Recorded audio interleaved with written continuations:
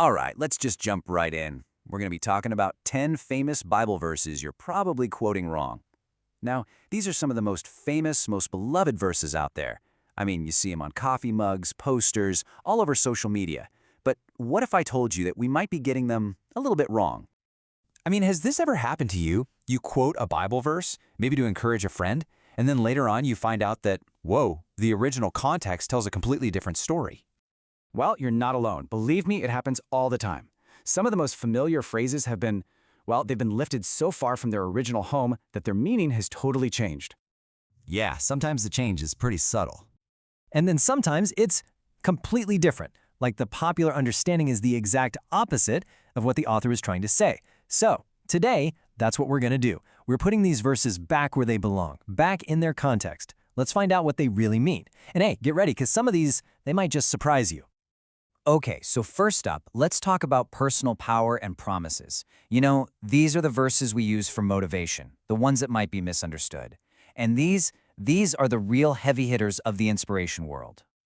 Oh yeah, you definitely know this one. For I know the plans I have for you. It's the go-to verse for graduation cards, right? For those moments when everything feels uncertain, and it feels like the super direct, personal promise from God that you're about to succeed. But here's the twist. The way we usually hear it, it sounds like a personal promise for immediate success. But the original meaning is actually way bigger and more complex. See, this wasn't a promise to one person about getting a promotion next year. It was a promise of long-term hope and restoration to an entire nation in exile. And get this, the timeline here is crucial. This promise wasn't for next week. It was for after 70 years, 70 years of exile. So when you really look at it, this verse isn't about avoiding struggle at all.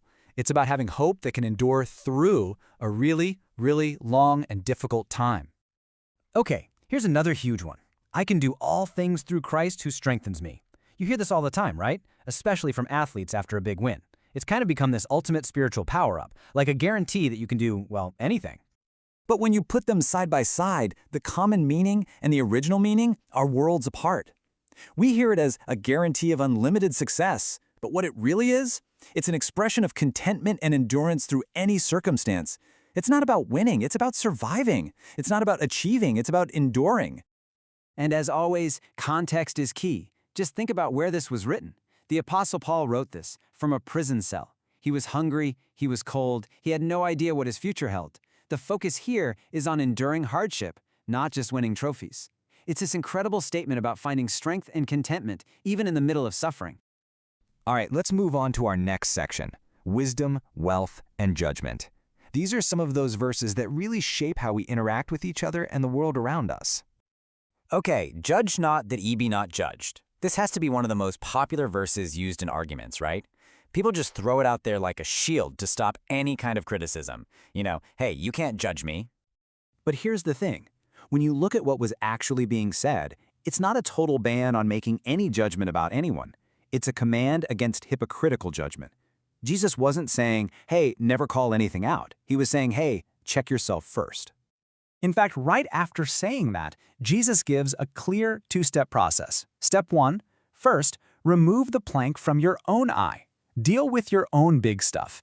And then, step 2, then you'll see clearly enough to help your brother with a speck in his eye. So the point isn't never judge, it's judge rightly. Okay, let's talk money.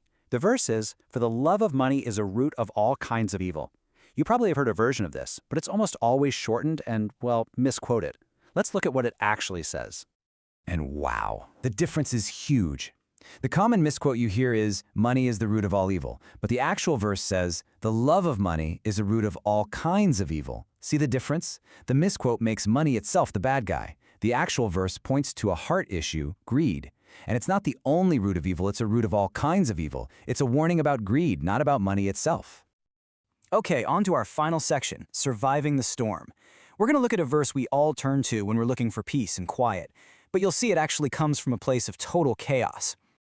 Be still and know that I am God. This verse just feels like a gentle whisper, doesn't it? It's used for meditation, for quiet reflection. It makes you think of a peaceful, calm morning. But what if I told you the common idea of it being a gentle suggestion to relax and meditate is not quite right? The original meaning is actually a command to stop fighting and surrender in the middle of chaos. It's not a suggestion. It's a thunderous order to stop what you're doing and recognize who's really in control.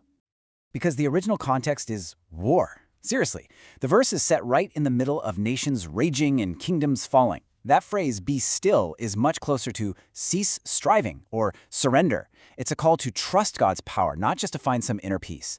It's about God telling warring nations to just stop and recognize his ultimate authority. So as we've seen again and again, context really is everything. Some verses comfort us, some correct us, but all of them, they invite us to know God more deeply. Understanding the original meaning doesn't take away their power, you know? It actually deepens it. It might challenge how we've always thought about them, but it offers something so much richer. So that leaves us with a pretty important question, doesn't it? After looking at these verses in their original light, which one will you read differently now?